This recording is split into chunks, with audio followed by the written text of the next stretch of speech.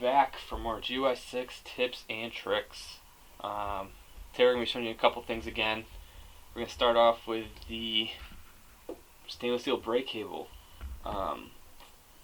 This one has been fixed. We're going to show you generally when you get the NCY kit, cable looks something like this. And it has straight fitting and kind of like a 45 here.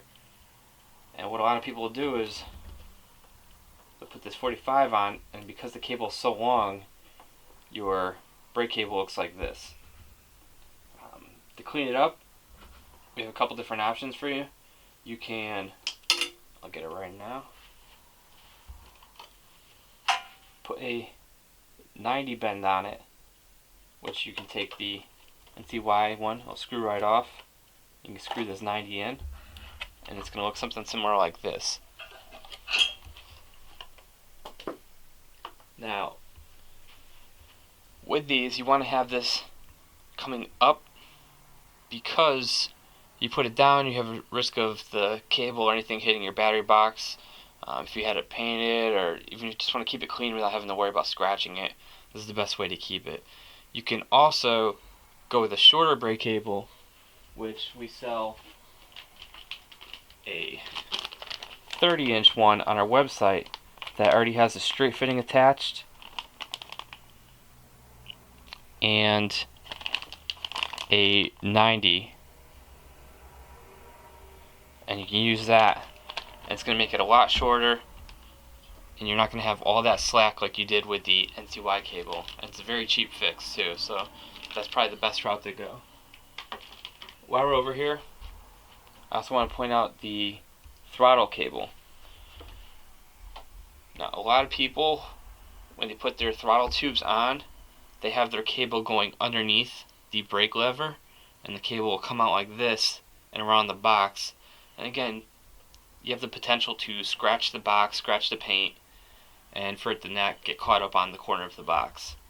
If you just turn your throttle tube upwards a little so that your cable is actually coming out right at the top, you can see done as well on this bike as well, and it makes it a lot cleaner, and there's no chance of it getting caught up on your box, your levers, scratching up anywhere on the paint. You won't have to worry about it getting hung up on anything. Something else we want to point out is when you have the stainless steel gas tank cover, they've been known to get hung up because of the press marks on the Ruckus frame here.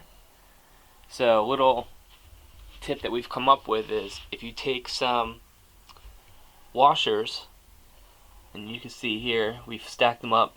We have the gas tank because it sits flush on the frame, and then we put the tank cover on top of these washers, and with doing that it's going to raise up the cover and it's not going to worry about hitting the frame. And then of course you can put your side skirts and your frame splitter on afterwards. One thing that we also like to do is you get rid of the OEM clips that are right here, because they're known to put a lot of pressure on these covers and they can break. So using a nylock nut, you can adjust it so that there's no rattle, but it's just enough to hold everything tight. And you can see we've done it on all 4 bolts.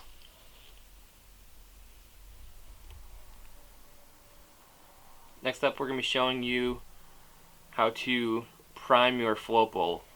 It's probably one of the easiest ways, and the reason why you're going to want to do this is a couple different things. So say you changed the jets in your car or adjusted the float like we've showed you in other videos, or you just put the motor back in or new carburetor on, anything like that, you're going to want that float bowl to have gas in it. If you just try to keep hitting your starter button, you're going to eventually run the battery dry and it's going to be dead. So what we like to do is you could take the filter off, you could spray starter fluid in it. It's not going to be as effective, it will get it done. We like to pressurize the tank, and when you're doing that, it's going to fill up with the pressure. It's going to push it out through the pump into the line and fill up the bowl, and it's not going to take a lot of effort to do. You're going to think it's funny, but I'm going to show you how you're going to do it. So you're going to take your gas cap off, And you can take a microfiber towel or a paper towel, something, place it over the lid of the gas tank here. And then what you're going to want to do is give some good old CPR. So you put your mouth over.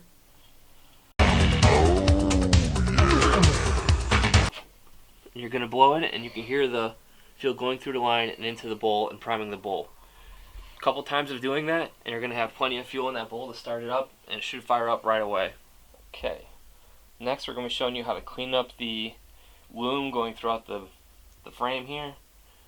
You can use these rubber grommets, and what you're going to do is you can get them at any auto parts store or hardware store. They're fairly cheap. You're just going to drill a little hole in the frame and pick up some self-tappers. You're going to put it through the grommet here and drill it into the frame, tighten it up, and what it's going to do is hold the loom very close to the frame here. You can see we did it on the front, and then we actually do it again underneath here in the rear. Let's see if we can come around and catch that. We have another one in the rear right here to the frame, and it just keeps the loom very tight, and it's a cleaner look. It's something you can do after you get the bike running and you want to just make it look a little bit better. Another tip we have for you is when you put your brake lever in on these add-in levers, usually the brake cable has this metal fitting at the end here, and you'll notice because this is essentially a clutch lever, it's threaded and this is smooth, so it's not going to slide in. So what we like to do is we like to take a drill, and you can kind of just hollow that out, open it up a little bit so that this cable can slide through. So we have this one here because we can show you that it has not been done, so you can see there's that much of the cable sticking out, and then we'll bring you over to a bike that has it done. And as you can see on this one, we've opened it up and we have put the cable through, and now it sits with that bump against the lever itself. Like I said, it's another little tip and trick just to help clean up the bike. Another little tip is when you have the CVK style, like the stock 24mm carburetor,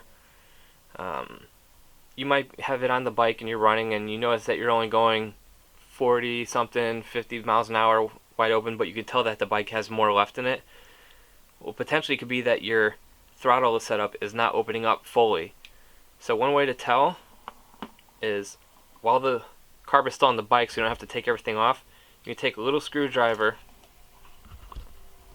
lift this diaphragm up. It might be kind of hard to see through there, and you can have somebody pull the throttle, and you should be able to see it open up like so. So yours might be stuck like that and not be all the way open. So you want to make sure that you have it fully open when you're wide open throttle, and that might help you out with the top end and get a little bit more mile per hour that you're looking for. Thanks for watching, and be sure to like, subscribe, and share. We're going to try to keep coming out with more and more of these helpful series with the tips and tricks.